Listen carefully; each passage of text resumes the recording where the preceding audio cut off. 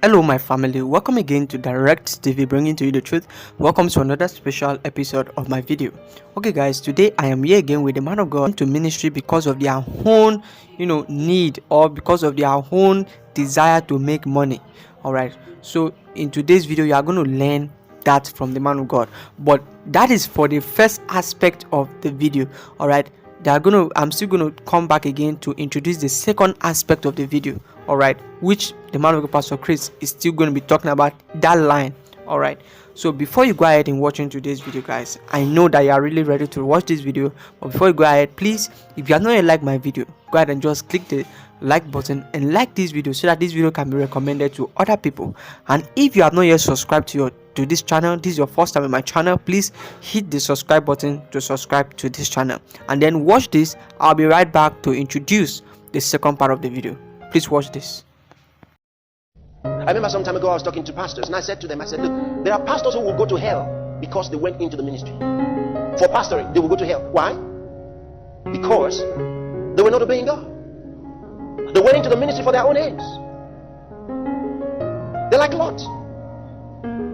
It'll cost them something. There are those who have ended up in the cave. It may not be a physical cave. It's better to obey God than to serve your senses. There are people who went into a business that they had no business going into. They ended up in the cave. They lost everything. Losing something is no proof that God wasn't with you, but losing at the end is what we're talking about. He lost everything at the end. This is how he finished, in the cave. But he was a righteous man. Remember, we're not talking about a sinner here, we're talking about a righteous man, a man declared by God to be a righteous man. The Bible says Lot was a just man. Ended up in the cave. Tell somebody, don't end up in the cave.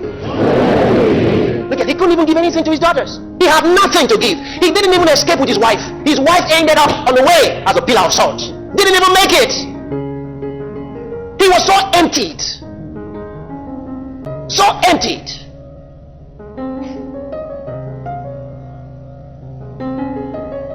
No, imagine this man meeting Abraham again, and Abraham says, Lot, what happened? He didn't have to ask him. Abraham saw it. Abraham saw it. He had interceded for Lot, because Lot would have been destroyed along with the people. But he was the one who prayed to God to save Lot, at least save his life. Okay, my family, what I have for you today, guys, watch this.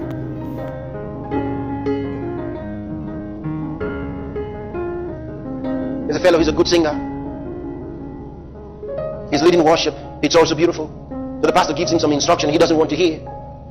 He prefers to do it his own way. Then the pastor says, well, not this way. Then he gets mad and moves out of the church.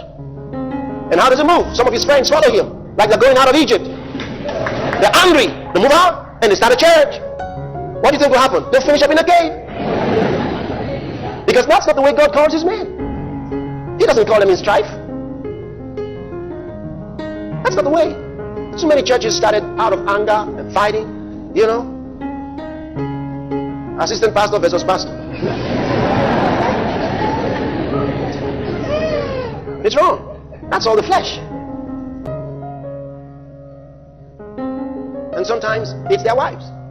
Like you saw here, Abraham had no problem with Lot, but it was their herdsmen. Sometimes it's pastor's wife versus assistant pastor's wives. Pastor's wife, they don't like to see each other. Mrs. Assistant Pastor is coming this way, Mrs. Pastor is coming the other way.